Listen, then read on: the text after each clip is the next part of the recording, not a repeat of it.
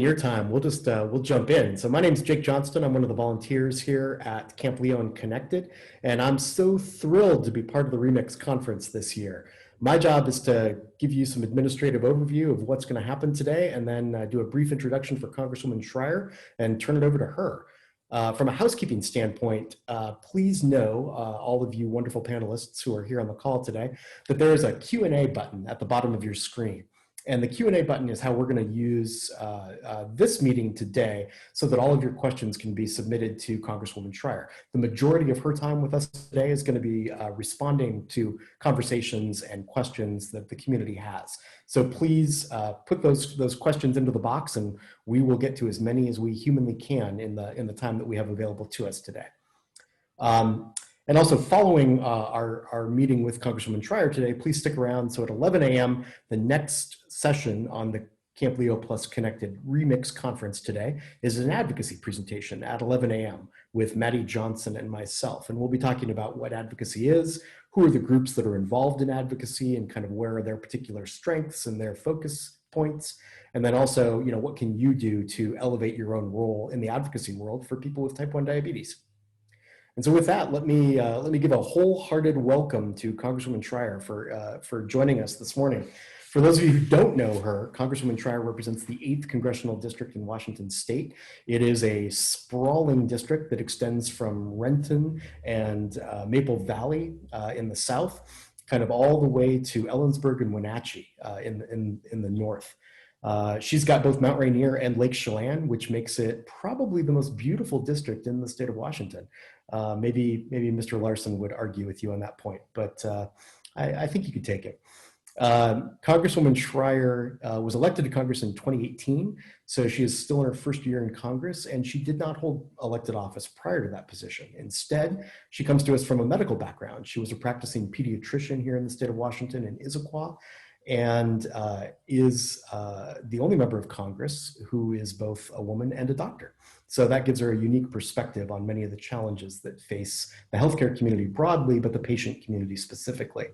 And I think beyond that, one of the reasons that we're particularly eager to see Congresswoman Schrier before us today is that she is the only member of Congress with type 1 diabetes. And so we like her not only for her responsiveness to her constituents and the fact that she is a great patient advocate in her role as a member of Congress, but we also like her because she beeps when she works, just like we do. And with that, I will turn it over to Congresswoman Schrier to introduce herself. Jake, thank you so much. Thank you for having me.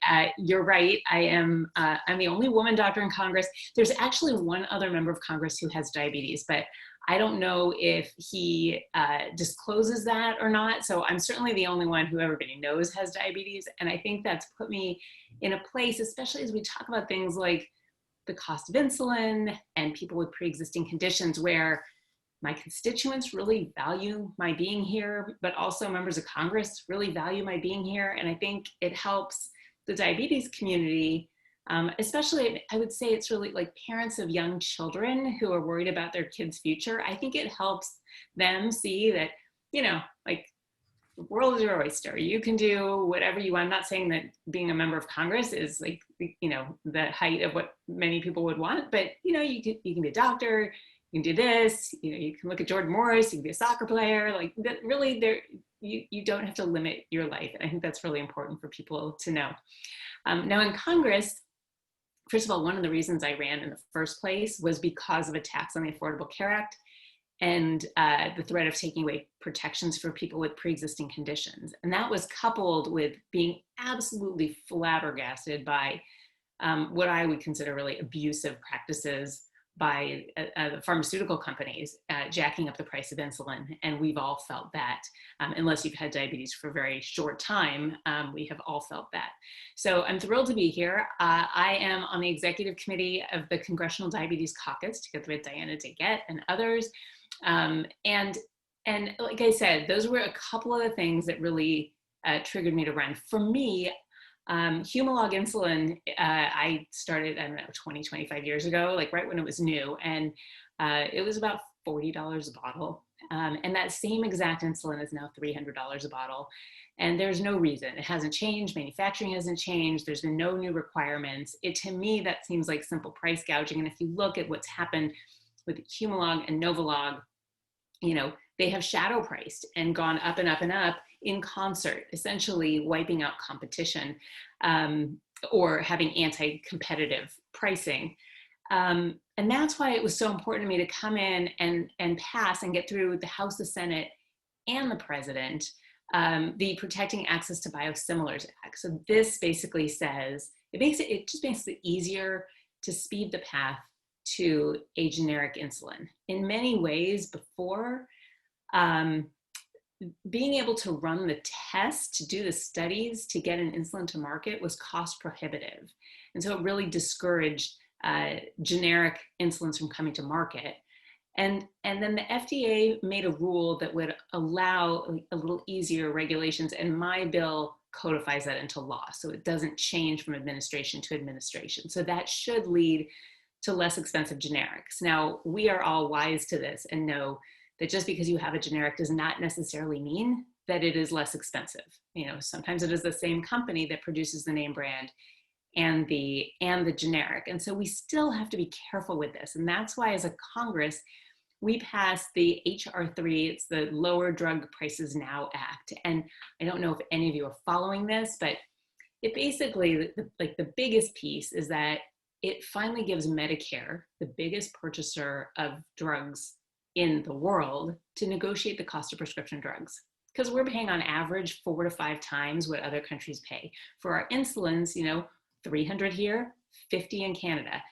There's just no reason we should be gouged here, especially when no additional R&D has gone into that insulin. And so this allows Medicare to negotiate, starting with the 30 most expensive drugs, which includes several insulins. It includes Humira. It includes some asthma drugs. It includes the ones you hear about all the time that are just bankrupting patients. And then every year they've got to take on at least 30 more. And so just in the first batch alone, we would address the issues that you care most about. So it does that. And then it extends, just in case you're worried, it would take that Medicare negotiated price and extend it to everyone. So even if you are a young person, you're not on Medicare, you would be able to take advantage of that lower price.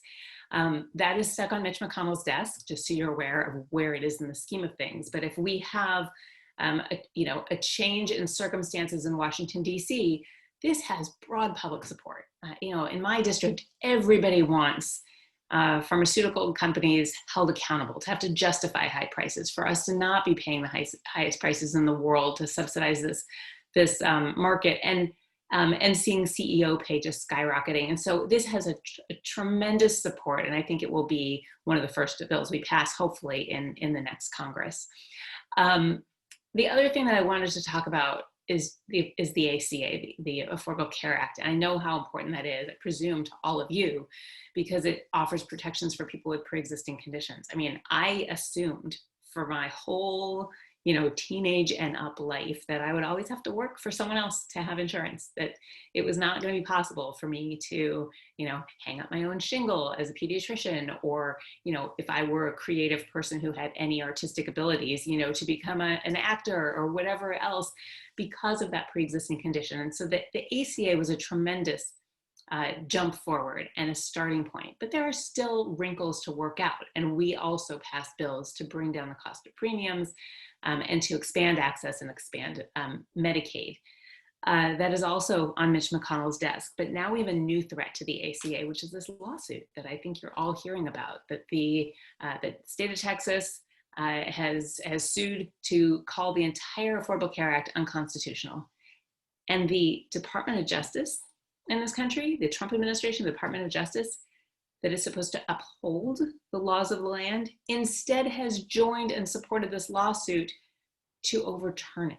And if that happens, that sets us back, another 12 years, back to the days when people like us have to worry about whether we can get insurance. And so I am very concerned about that, and just know that, I believe, and most of the country believes, that people are voting now, and whoever our next president is should pick the next Supreme Court justice. and that we need to protect the Affordable Care Act. I mean, this has broad support. And then the other issue I just wanted to touch on, I don't know if any of you have had trouble getting your medications delivered, but this issue with the Postal Service and slowing things down, it's already a little dicey to get insulin by mail, refrigerated and whatnot, but if that gets slowed down, then you've got multiple places where you could have a disaster along the line. So we passed a bill to restore full function to the Postal Service, and we will continue to work on that. Jake said he had a couple questions for me about just life in Congress with type 1 diabetes. So I'm going to save my comments on that for your question. But just wanted to thank you, to let you know that I am on your side, going to bat for cheaper insulins, even dreaming up some ways to use Medicaid as an alternative for people who don't have insurance that covers insulin. Some states are doing innovative things, but I mean, ultimately we need a national solution. So thank you for having me at your Connect T1D conference, and I'm happy to take some questions. And I see a couple in the box right now, so I'm just gonna look at those. While you're looking at those, I'm going to jump in. Hop in. Thank you very much for being here today and for talking about these issues with us. As your moderator, I get to just assume the first two questions, and I will take that assumption. The first one actually is, I wonder if you could talk a little bit more about insulin pricing. This is obviously something that is a focal point for our community, and I think you're seeing states kind of take actions kind of in the absence of a national strategy to drive down the cost. And I wonder if you can, I mean, we appreciate your efforts very much, but maybe from just a personal standpoint, what's your advice to people? Like, when do you think people will actually see a reduction in the cost of insulin that they can actually count on, as part of their budgeting? And I think especially in a COVID economy where people are really worried about, the impact of medicines on their budget right now when budgets are extremely tight. I know that, bending the arc of legislation takes a lot of time. And at the same point, it's a crisis point for a lot of people right now. I'm wondering if you could just fill out this question a little bit more. Sure, I'm happy to. So a lot of states are running with this because they hear from people in the state that need affordable insulin. So several states, I think Michigan's done this, Colorado's done this, Washington State has it about to roll out, I think, where they would cap insulin costs at $100 a month. And I think that's really important. And something to be really hopeful about.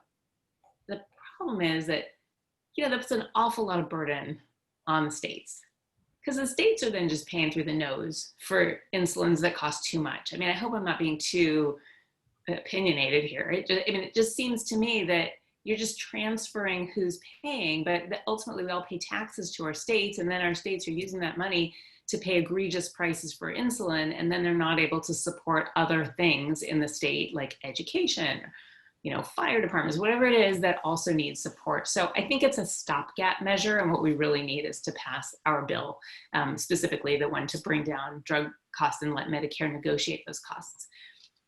My next push is that when we do that, we really have to have that delivered on quickly. I mean, we have 2-year terms in Congress, and we need to show people not just that we passed a bill and like in 4 or 5 years, you're going to see this difference. We need to pass this bill, negotiate the cost, and have it take effect immediately so people really feel what we have done. And that's what I'll be pushing for in Congress. So, speed through those first 30 drugs, help people immediately at their kitchen tables. Fantastic. Thank you. My follow-on question is kind of curious, I don't think a lot of people understand the day-to-day work of a member of Congress, not in terms of kind of the issues that you work on or the policies that you advocate for, but like, what's it actually like physically to do your job? You fly back and forth across the country, you're doing 20, 30, 40 meetings in a given day. It's a frantic and hectic lifestyle. And I guess my question is just kind of bluntly, when did diabetes come along with you into this job and screw things up? So yeah, that's a great question. Yet the life of a member of Congress is a little wacky. My home, where my family is in Sammamish, Washington.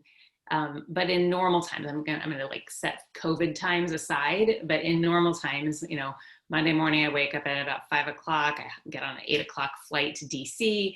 I arrive there at about 5 in the afternoon, go straight to the office and have meetings and votes Monday night. So like right away, you're off and running.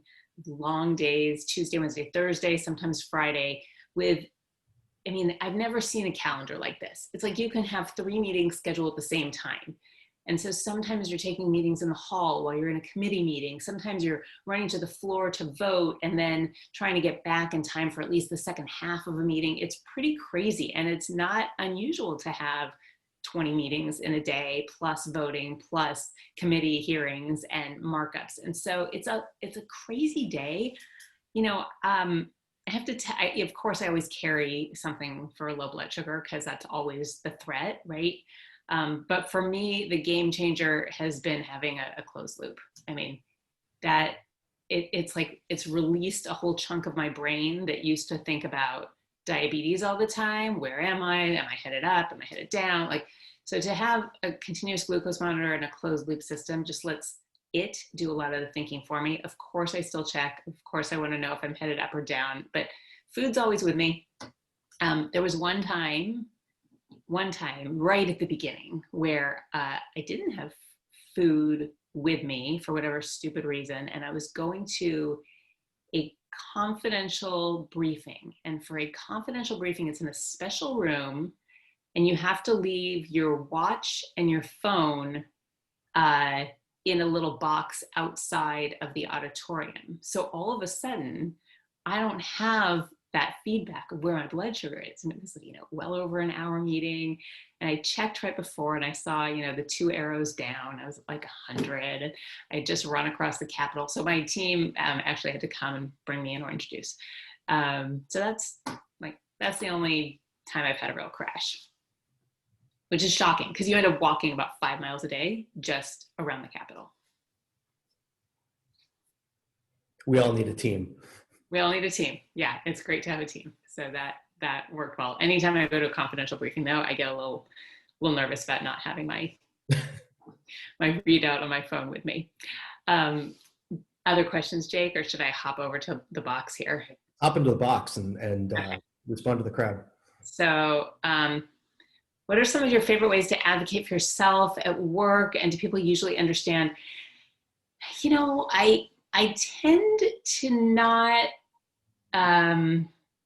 maybe this is just my personality. I tend to just be self-sufficient and not, with the exception of that one time in 2 years, I haven't really had to rely on anybody else for anything. So I just, I check my blood sugars and I carry my glucose, and I haven't had to advocate other than what I'm doing for all of you, which is bringing down the cost of insulin, wanting to get closed loop systems covered by Medicare and insurance companies, basically moving into the next century. There's even something, there's an anti-corruption law that prohibits the private industry and public from working together. But then there are these great tools for kids, for example, where you play a little video game, and if your blood sugar's in range, you get a virtual sticker, those kinds of things, and we want to make sure those get covered. So I'm working even on kind of updating those laws. So hopefully that helps. What was the moment that you knew you wanted to run for office? The moment I knew that the country was in a lot of trouble was November 8th, I believe, of 2016. Never even imagined running for office. And a friend texted me one day in between patients and said, I think you should run for Congress. And I thought she sent it to the wrong person. So I just wrote back, oh, wrong person. So she would send it to the right person. She said, no, I'm thinking of you. We're talking about people with pre-existing conditions and the ACA, and you're a doctor and you have type 1 diabetes. You'd be the perfect person to speak to this. And you live in a flippable district, and we got to flip the House. And I pretty much still shut her down. And then she wrote back and said, if not you, who? And if not now, when? And then many conversations ensued, and there you have it. So that's how I decided. It was my friend of almost 50 years. Let's see, curious about the response of drug companies producing insulin, how they're being accountable for price gouging.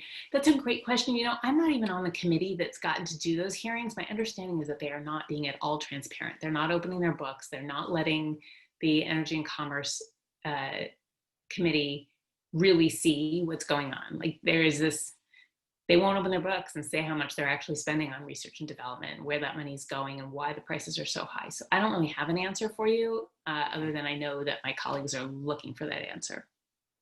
And then Nina asked, thank you for being here. With so many people concerned about pre-existing conditions not being covered with changes under the Supreme Court, what explanation do colleagues across the aisle provide to you about their rationale, and why do they explain it's okay to roll back these protections?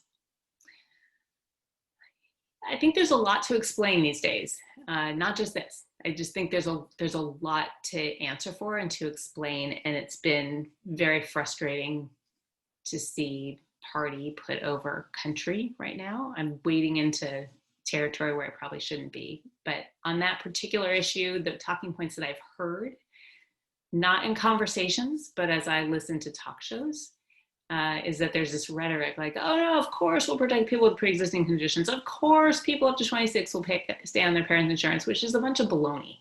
Like if you get rid of the ACA, with that goes away protections for pre-existing people with pre-existing conditions, staying on your parents' health insurance, free birth control, like all these things, you know, not having being a woman treated as a pre-existing condition, that all goes away. It is only the law right now because of the ACA. And I have yet to see any proposal from the other side that addresses this. And the president says, oh, we'll protect people with pre-existing conditions, but that's a bunch of baloney. I mean, he has yet to produce any piece of paper with a plan. So there is no plan. And that is why this is such a critical issue. We need to make sure that we protect the Affordable Care Act. And what are the best ways people can advocate? Call your senators. If you live in Washington State, I should clarify where everybody's from. If you live in Washington State, your senators already know this and they are fighting the fight. If you live in other states where you have a senator who is eager to confirm this new justice, I think you should call them daily, because we do pay attention to who's calling, who's writing, and an overwhelming number of calls would be very helpful. All right, any other questions out there? Congresswoman, let me ask a follow-up to that. So Maddie asked the question which you just answered, you know, what are the best ways to be an effective advocate? But I guess maybe we could dive a little bit deeper into that. So what are effective ways to communicate with a member of Congress? I mean, as a former congressional staffer, I know that, you know, you get kind of a report, you know, in terms of like, hey, what's the word? You know, when people are contacting the office, kind of, you know, what's the preponderance of responses? But by that same time, is signing a petition in your brain the same as sending you a letter, as the same as making a phone call, the same as showing up to a town meeting? I mean, like there seems to be a gradation of kind of how you can be effective in this way. I'm curious, what sticks in your brain when people talk to you? The ones that mean the most are personal phone calls, emails, and letters, like clearly things that you have thought up in your own brain and written yourself. Every now and then we'll just get a barrage of letters and they are all exactly the same and it's just a different name on them. And those I do not take seriously. Like that is clearly somebody sent out an email and said, put your name on this and send it to your congresswoman. And those carry much less weight. So you speaking for yourself is much better than you echoing somebody else. And then petitions, I mean, those are rough because sometimes those letters come from petitions. Sometimes petitions are really just ways to build email lists. So I would caution you on emails that say, put your name on this petition, because it's usually just a way to get your email address. Sorry to reveal that. But yeah, your own phone calls, your own letters, and coming to town halls, for sure. Coming to town halls and asking that question is great. Okay, other questions. Let's see. Young adults who want to get into politics. Boy, I went about this in a very strange way. You know, I practiced medicine for 20 years and then decided to make this hop. And I guess I would say my biggest advice is, you know, if you're thinking about it, maybe do some interning, volunteer on a campaign, see if you can do an internship in an office, kind of see what it's like. That would be, you know, a way to at least put a toe in the water and see what life is really like. The other is just to know why you're running, what you care about, and authentically be yourself. The public has a very good nose for BS. And so, you know, I wouldn't go into it just because you want the spotlight or, you know, whatever else. Just know why you're running, what you want to do, and, you know, follow your heart. What accomplishment are you most proud of? Part of it, I think, is just at age 50, I totally changed careers, and I think I did it pretty darn well. I have 6 bills that have made it through the House, the Senate, and been signed by the president at a time when everybody thinks Congress and the government is broken. So that feels really good. You know, one of those was water for the state of Washington, being able to allocate it for farmers and for salmon. Another one was this bill for biosimilars to speed the path to a generic. So that's been pretty exciting. And then, you know, making all these new friends. Who inspires you? Who do you look up to? I gotta say RBG on that one, just because that's the first thing that popped into my head. But I mean, there are many women trailblazers who inspire me. Speaker Pelosi, Madeleine Albright. I mean, there's tons, but right now in my heart, I have to say Justice Ginsburg. And highlights from my time in Congress. Oh gosh, these are like a lot of highlights. I think we passed some really great bills, and I feel really good about that. But my other highlights are just getting to know so many people in my district. And like Jake said, my district, I've got Mount Rainier, I've got Eatonville, I've got Lake Chelan, I have Issaquah and Sammamish. Like, I have a very mixed, interesting district with a lot of strong viewpoints, and being able to work with farmers and work with iron workers and construction workers and tech people from Amazon and Microsoft, and kind of be able to try to serve everybody has been really a pleasure and an honor. Congratulations, thank you.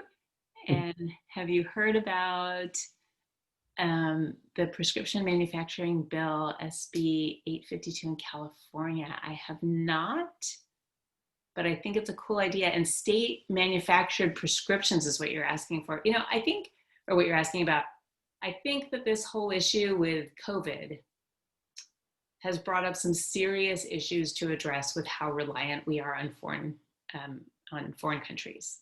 Like, pretty much all of our medicine comes from, you know, the basic chemicals from China and the medicines from India.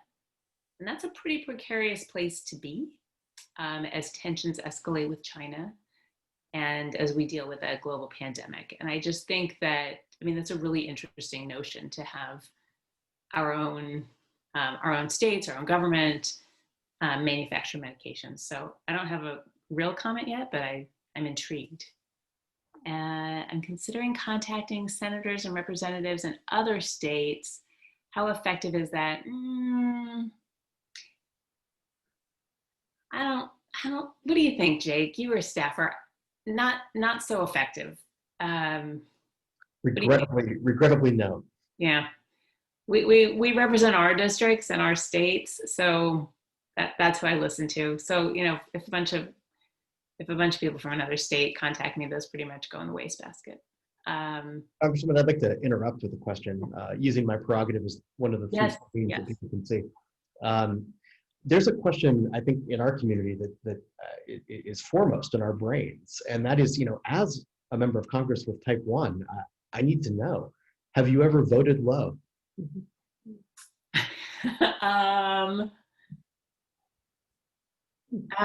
Maybe. I mean, like, if I feel really lousy, a vote doesn't have, they're not fast. Like, you always have time to bring up a low blood sugar before you vote. You've got at least 15 minutes. So if I were really crashing, we've got a room right off, it's called the cloakroom, right off the floor, where they've got a couple women in there who are so nice or so friendly. Like they'll serve you up a sandwich. They've got soda, juice, like whatever you could need to fix the blood sugar. You could do that before the next vote. So no, that's like drinking and driving. No, I would never low and vote. How many other members of Congress are doctors? There are 17 of us. Only 3 of us are Democrats, and I'm the only woman.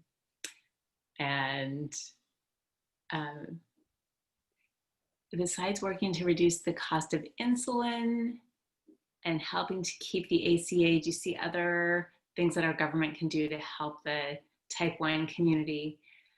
Yeah, there are. I mean, just off the top of my head, I think that like things like making sure that insurance companies cover the supplies we need. Like it's not just insulin. You also need glucose testing, continuous glucose monitoring. That should be standard now.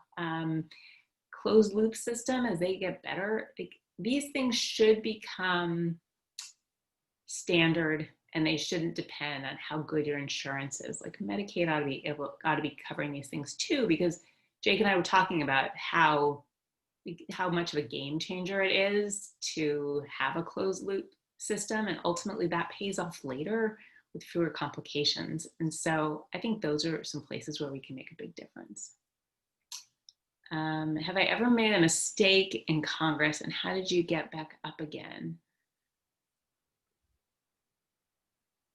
I missed a vote once, and it was silly because it was like, I knew that there were 4 votes in that session, and after the 3rd vote, I got into a conversation with somebody, and we just sort of started walking and talking, and all of a sudden I got back to my office and my phone rang, and it was too late to get back. So I just basically went to the congressional record and said, if I had voted, this is the way I would have voted. But that's, it happened in like the first week of Congress, and I have learned my lesson about always counting how many votes happened and how many you make that mistake once, you never make it again. It was not, and it was a bill that passed overwhelmingly, so my vote would not have made a difference in the ultimate outcome, thankfully. Yeah, that's it. Knock on wood, like no big policy errors. Congresswoman, there's a question in the chat, not the Q&A, from JC that says, I have a son with type 1 diabetes and trying to educate him on what he's going to need to know about healthcare for his future. He's worried enough that he researches other countries' healthcare. What can I say to him to reassure him? I think I would just tell him that, I don't know how old is we don't know how old your son is. Okay.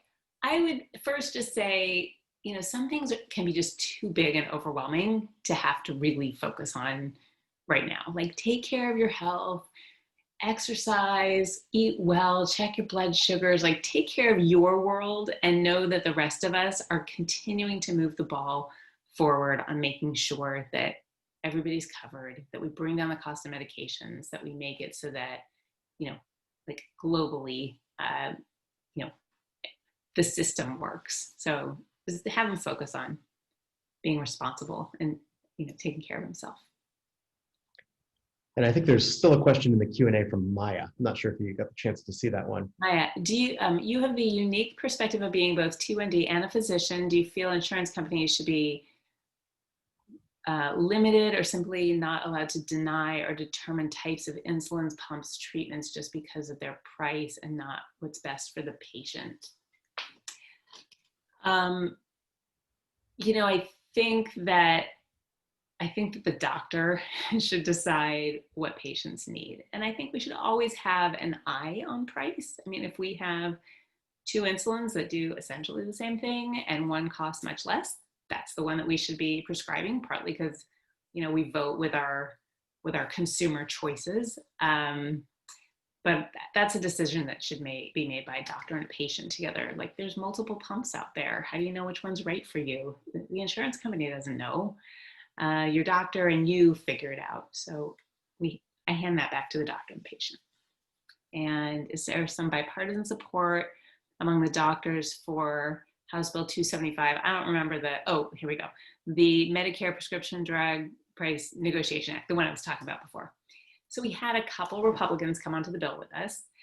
This has become incredibly tribal. Like, it's really frustrating on these big bills. And frankly, and this is a sad reality, the only way we're going to get this particular bill through is to have the House, the Senate, and the presidency.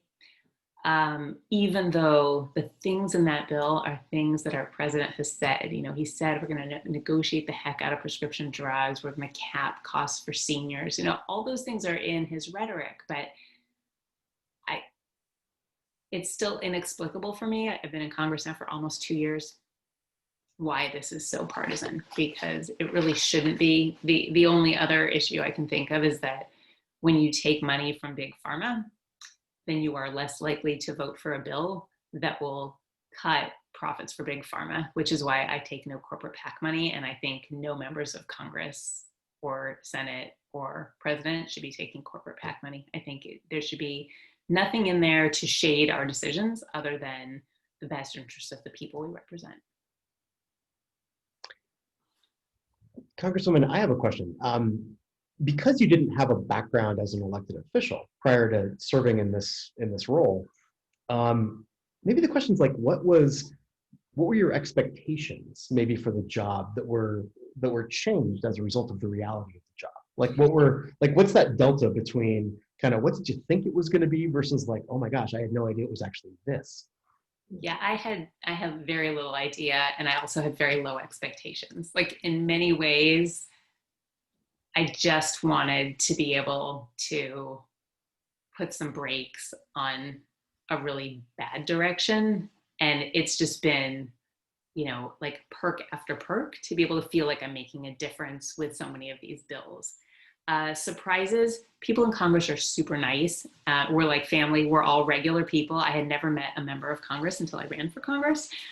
So that was pretty intimidating for me. And I would say, yeah, they're just like me. They're just normal people with families and, you know, life issues. And they're like, we're big team. And what else has surprised me? I mean, I've never imagined a schedule where you could have multiple things going on at multiple times. And I joked with a bunch of doctors that with all of the walking back and forth, like, you can see Speaker Pelosi's shoes, right? She's walking around in heels that are like 4 inches high. I don't know how she does it.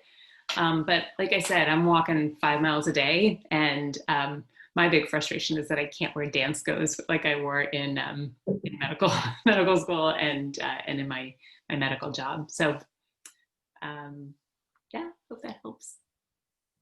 So I have a follow-up question.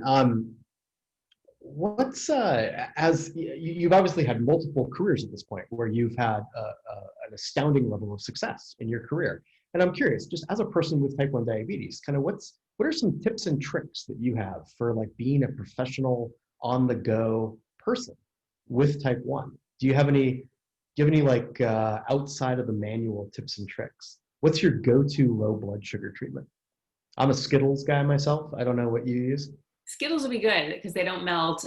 So Skittles would be good. Once my son gave me like gummy bears to carry around. I typically, because you can buy them in big quantity at Costco, I'm typically just a granola bar person. Yeah, they're light. They fit in everything. I've got them everywhere. So yeah, but I like Skittles. It's a great idea, especially because frankly, like, it's not a candy that I would ever feel like eating, you know, like I don't really like them. My son likes them. So I would never be tempted to dive into Skittles unless I needed it for a reason. So that's a really smart. Thank you. All right. With Halloween candy here, I'll just go get a big giant bag of Skittles. And then maybe a question that's not related to your work in Congress, but since you might be the most frequent flyer panelist that we've had at the Remix conference, I'm kind of curious, how do you manage airports with type 1 diabetes? Like going through security, and I realize, and also, what do you eat if you choose to eat in an airport that doesn't like throw your blood sugar out of control? Well, I mean, now during COVID, I generally don't eat anything. You know, I pack my own sandwich. These questions are assumed to be in a pre-COVID environment. So pre-COVID, we do have the ability to just kind of juggle our insulin to match what we eat. So I would get the Alaska Airlines, snack box, or I have found that the skinny almonds, I don't know if you know about these, but they're almonds with a very thin layer of chocolate around them. And you would think, oh, that's terrible. But I have found that like 1 unit of insulin covers a whole bag. So I feel like for whatever reason, they seem to not really mess with my blood sugar. So that is often a 600-calorie get me across the country, just kind of nosh on them. Okay, there you go. That's a tip and trick we're all going to take home with us. Yeah, the skinny almonds. I mean, I don't know if it does that for everybody, but I guess the absorption is slow enough that it works. And airports, I don't know. It doesn't. None of it really slows me down so much. I just even, I don't. There's some people who travel, like overseas with major time changes and things, and I would imagine that's much more difficult. But when you have a pump and you have a continuous glucose monitor, like you can always kind of adapt. And I think, it's a disease where you're always just kind of checking and adapting, and closed loop makes that easier. Nice. Tina's got a question in the box for you. My 13-year-old son often gets embarrassed when his alarms are going off. How do you handle this? Mine are all on vibrate. So I always have my phone with me, and it vibrates so nobody else hears it. But I don't know if you might not want to do that for your 13-year-old son, because you probably want to hear his alarms, but it's been helpful. What do you do, Jake? I vibrate for the most part, although I did have an Omnipod pump failure in a meeting with Senator Murray once, and that was embarrassing because I did the entire meeting just gripping streaming pod. Yeah, that has happened to me. It happened to me on a plane, and it happened to me one other time, and it was brand new, and I didn't really know. I just remembered my trainer saying, "Oh, you can like stick a paper clip somewhere," and I couldn't remember where, so I ripped this thing off, and I kept trying to paper clip. Anyway, we've all been there. Now I know where to stick the paper clip to stop it, and of course, I always carry, insulin and one syringe or like a pen. There's always something in my bag just in case. COVID precautions for members of Congress. Yeah, I wish everybody followed them. I mean, God, look what's going on right now. It is just like with the country, it has been interestingly partisan, how people have responded, to the point where the speaker had to create a rule with consequences if you do not wear a mask in the Capitol and in the House office buildings, because people were not. I mean, people were coming to the floor and voting without. We've changed the whole voting system. It used to be that a vote was called and we basically all went from wherever we were, and you'd have hundreds of people in the well voting, talking, mingling, schmoozing. That's when you get a lot of your across the aisle work done. You're like, hey, I've been thinking about this thing. What do you think? So they ended that, and the rule now is that we are called in waves, like in groups, so that only, I think, like 20 or 30 people are supposed to be on the House floor at any given time. And you're supposed to go in this door, vote, and out the other door, and then get out of there, go back to your office. I do see people congregating far more than they should. And I, as the doctor, remind people that the masks are not perfect. And I'm like, hey, I'm a mask and 6 feet person. Let's go outside and talk, because there's too much congregating. And it's an incredibly contagious disease, and I don't want it. We've got a couple of questions left in the Q&A, but we're also running to the end of our time with you today. So maybe I'd like to take Maya's question and maybe expand it just a little bit. And that is, I'm kind of curious if you have any comments. We're not an advocacy organization. We're a patient organization that is focused on kind of community support and emotional support for people living with a chronic illness. And I'm kind of curious, in your role, both as a member of Congress, but also as a pediatrician and as a physician, kind of what is the role of emotional support in the care of chronic illness? What is the value of peer support from your perspective? We do summer camps and adult programs and community building.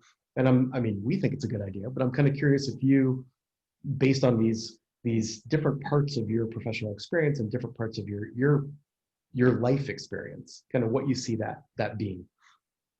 I think it's incredibly, incredibly important. Chronic disease can lead to depression, and having that sense of community, like, oh, I'm not the only one going through this. Okay, somebody else has this, or, this has happened to other people. And, type 1 diabetes is, I think, particularly difficult because there's this like guilt element, right? Like, oh, maybe I didn't do something right, and now this is happening to me. And I just think it's really good to have that community.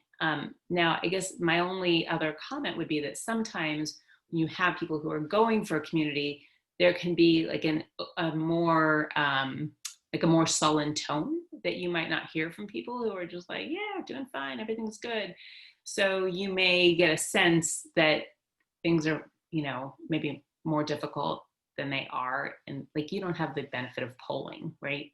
you get a select sample of people, but generally speaking, like having a community, we know this helps.